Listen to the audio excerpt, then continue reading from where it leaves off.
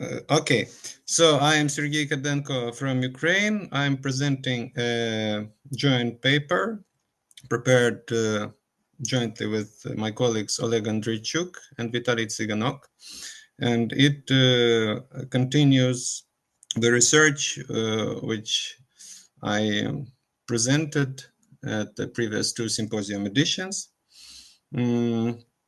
Our overall goal in this research is to improve the credibility of decisions in the subject domains in which AHP is commonly used. And for this purpose, we are trying to reduce the number of comparisons while at the same time maintaining sufficient redundancy of judgments and credibility of resulting priorities. We address cognitive and algorithmic aspects of decision-making process without focusing on any specific applications. We focus on rank-independent pairwise comparison patterns used within AHP. Usage of ordinal judgments as an additional source of information has been studied by Harker, William Wedley, and Professor Vargas, as we have just seen, and also others during the last decades. So basically, while some priority calculation methods do not use ordinal information, other approaches rely on ordinal preference to reduce the workload placed upon the experts. In the present study, which is a work in progress, we are comparing three rank-independent pairwise comparison patterns according to their stability against errors made by experts when they input judgments into the matrix. Stability to errors is chosen as a comparison criterion because alternatives compared in decision-making problems often do not have measurement units or benchmarks, so absolute accuracy indicators do not apply, as we all know probably. Let's start with a brief overview of the three rank-independent methods we would like to compare. So the best-worst method suggests comparing all the objects only to the best and the worst ones in the set. Respectively, the top two method suggests comparing the objects only with the best and the second best ones in the ranking. These pairwise comparison structures suggested by these two methods are easily illustrated by the graphs shown on this slide. Both methods are incomplete ones, and the number of comparisons in them amounts to n-3. So the Q's method, described in our recent publication, suggests comparing the most ordinally distant objects first. First Q of comparisons includes a single comparison of the best object with the worst one. The second Q includes comparisons of the first object with the second worst one, and the second best object with the worst one, etc. And the process continues until we reach the last Q, featuring the pairs of objects that are immediate neighbors in the ranking. Our study, based on real expert data, suggests that this comparison sequence ensures better consistency of judgments and better correspondence between obtained priorities and experts' inner preferences than other sequences. This is an example of this Q's method for 7 objects, and this is the pattern according to which the pairwise comparison matrix is filled, like zigzagging snake-wise fashion. Now, these are the tables that illustrate the advantages of the suggested comparison sequence over other sequences. First, I should stress that most experts prefer priority vectors obtained according to the Q's method to vectors obtained using other sequences. And also pairwise comparison matrices obtained using the suggested sequence tend to be slightly more consistent than matrices obtained using other sequences. Now, as I said, we would like to compare the Q's method with the other two rank-independent methods according to their stability to errors. Both best-worst and top two methods are incomplete ones, requiring exactly 2n minus 3 comparisons, and Q's method can be both complete and incomplete. It works as long as the connectivity of the preference structure is retained on the whole given set of compared objects. If we perform comparisons in the order of Q's, then this connectivity is achieved when the central object in the ranking is featured in a pairwise comparisons. For example, in the case of 7 objects, connectivity is reached on Q number 4 once we compare objects 1 and 4, or 4 and 7 for that matter. Similarly, for even n, we need to reach the 2 central objects in the ranking.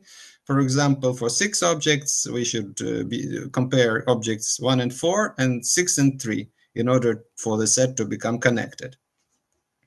So by definition, the number of each Q equals the total number of comparisons in it. So the total number of comparisons in Q's from 1 to I equals the sum of the respective arithmetic progression. So in order to obtain a connected set of n objects compared using the Q's method, we need to perform the number of comparisons shown on this slide. It's a square dependence for odd and even n's. So to place the 3 listed comparison patterns in equal conditions and be able to compare them, we have to ensure that the number of comparisons in all 3 patterns is equal. Therefore, inequality 2 must be fulfilled. And having solved the respective square inequalities for odd and even n, we can deduce that this inequality holds when the number of compared objects does not exceed 14.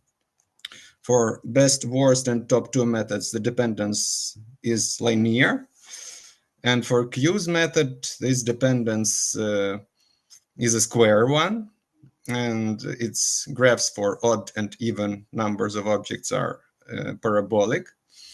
And so in order to compare we cannot see what you're presenting. We are seeing the design view. I apologize for interrupting you. Okay, so what should I do? That works. Just move from that side so we can see at least what you're saying, okay? I think that you are not sharing the screen that has your presentation, but the screen that has the designer view. But it's okay, as long as you can move the slide so we know where you are.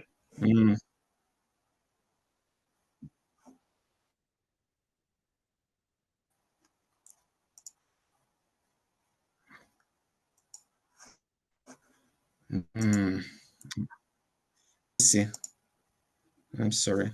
Thank you for. No worries. Okay, I'm stopped now. Share screen.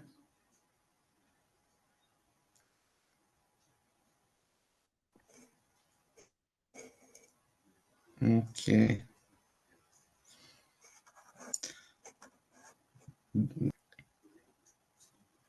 See, can you see the slides? Yes. Good. Okay, so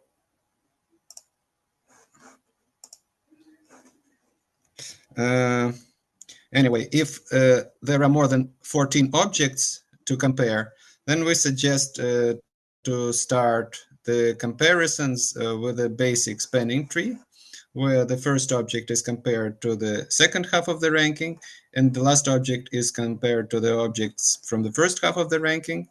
This graph's diameter equals 3 and never depends on n, and its edges represent comparisons from the first Q's, and these properties ensure the stability of this initial PC comparison structure to expert errors, as we showed in our respective publications. And so, well, actual problems do not usually feature 14 objects. It's usually 7 plus minus 2, but in some simulation type experiments and publications, the authors study problems where there are like several decades of objects. And well, in this context, I will skip this one. So now we have the algorithm allowing us to compare the three ranking-dependent pairwise comparison methods. First, this is a typical simulation type comparison experiment. First, we generate a random vector of priorities lying within one order of magnitude. Then we build a matrix based on these priorities. Then we make it incomplete as prescribed by a given comparison pattern. Then we fluctuate it to simulate expert errors. Then we calculate priorities based on the fluctuated matrix. And then we calculate the difference between the initial and the calculated priority vector. This difference is the measure of the method stability to errors, which we suggest. We should note that the rank reversal issue in this context remains relevant and open to discussion. And one last question to address is how should we fluctuate the pairwise comparison matrices, taking the order of comparison queues into account? We suggested the respective formulas, which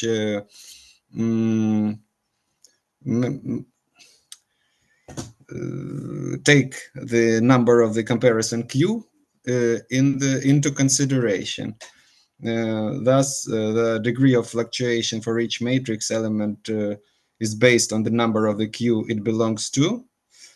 And so the comparisons of more distant objects are more accurate than comparisons of objects lying closer to each other. So the actual experiment is the further research, so it's a work in progress, and we have prepared the background for this experiment of a simulation type, and probably it will be a valuable contribution to AHP extensions. These are the publications referred to in the presentation, and thank you for attention.